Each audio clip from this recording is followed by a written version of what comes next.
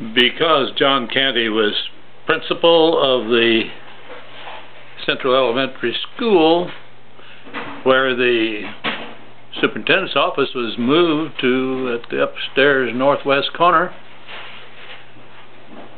I became acquainted with him, and he became acquainted with me more quickly than any other of the school staff. Well, he found out right away that the boys and I liked to get out and see things and do a little hunting and fishing.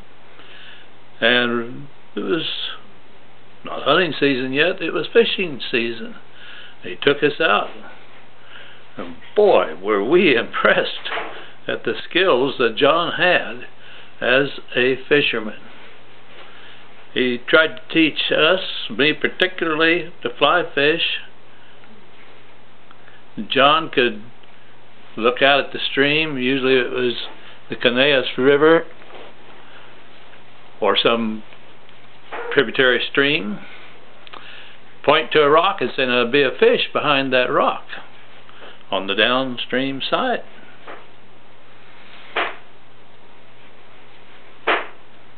He'd flip that fly out there and put it where he told you the fish was going to be, and then the miracle of miracles to me, he could hold it there for a second or two, and wham! Seemed like 9 out of 10 times he'd prove the fish was there because he'd catch the fish. Well, our efforts were not in that league at all. The rare time that I would get it where it was supposed to be, it would be downstream immediately. The boys and I were really impressed. And by the way, in listening to one of the other earlier tapes, I said we were a family of 6. But as we came to Alamosa, we were a family of 5. Our oldest daughter, Rita, married and stayed in Sheridan, Wyoming. Anyway, the boys and I got to talking about Mr. Canty. Wow, what a man!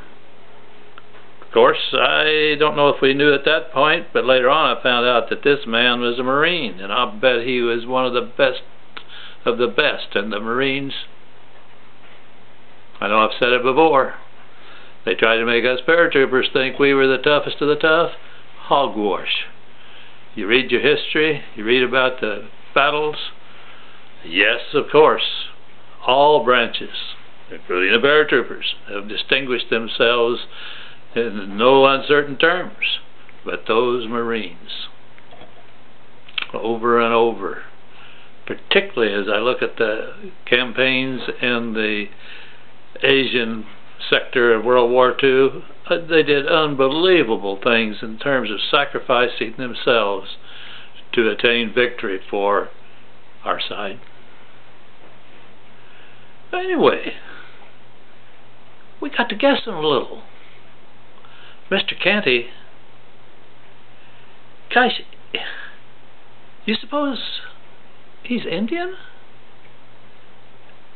He's got skills that are beyond anything we've ever even heard of. And we were raised in the literature of cowboys and Indians of the not-so-nice side of that story, but we were also raised in the tradition that when it came to being hunters and fishermen, nothing could excel the American Indian. So, you know, maybe we were being prejudiced, but we didn't mean it that way. We meant it as complimentary. Man, he is so skilled that it's just unreal. Well, then we got to thinking, you know, 2 of the boys go out when he takes us out, and there's a bunch of kids, and Mama, I think, was expecting another one. Got to be Catholic or Mormon. Nobody has that big a family anymore, unless it's a religiously based conviction. Well, sure enough, the day came when we were honored to be introduced to John's father, Buck Canty. And you didn't have to look twice at Mr. Senior Canty to know that indeed John Canty had an Indian heritage. And by the way, I've heard so much ignorance, including some now with Mitt Romney running for president. So much ignorance and bias about the Mormons and being a cult and all that garbage.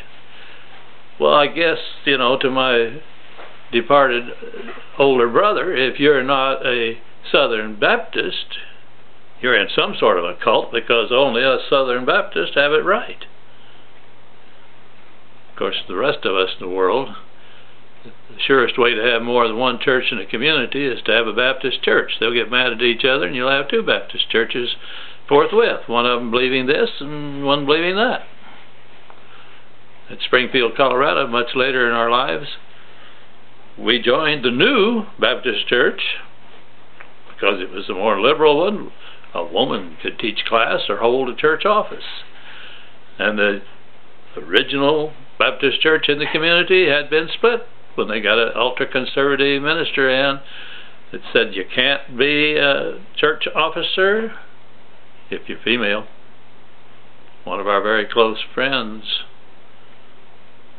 the wife was, for years, I can't remember the church treasurer or secretary, and all of a sudden she's supposed to train some farmer how to do the duties because you can't have a woman doing it. But anyway,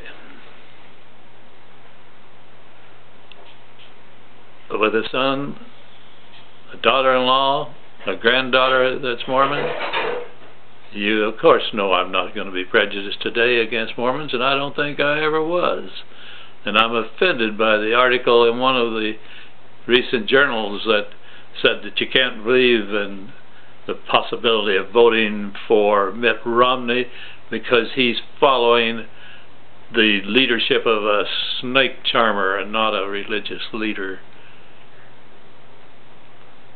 Why aren't we conceited that we know what God intended? We know that no humans influenced what's in the Bible.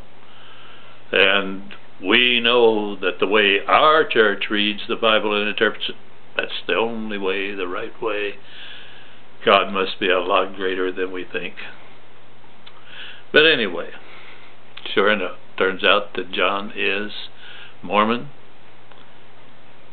As we got to know him over the years, one of the stories that he told that just tickled us to death and made us so proud of his children, his little ones. He said he had taken them in to get a haircut. And as probably most of you know, as a Mormon, you're supposed to have a supply of food on hand that you could last, I think it's for a month or more, based on the stores you have on hand. These two little boys had gotten their haircuts, and the barber offered them the sucker that he gave to all little guys after he cut their hair, and they said, "No thank you, we're on welfare." Of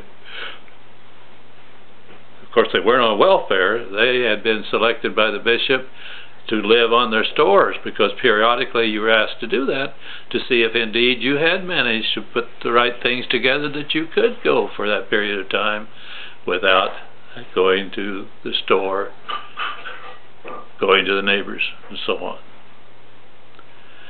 John Canty, you'll hear a lot about him from time to time.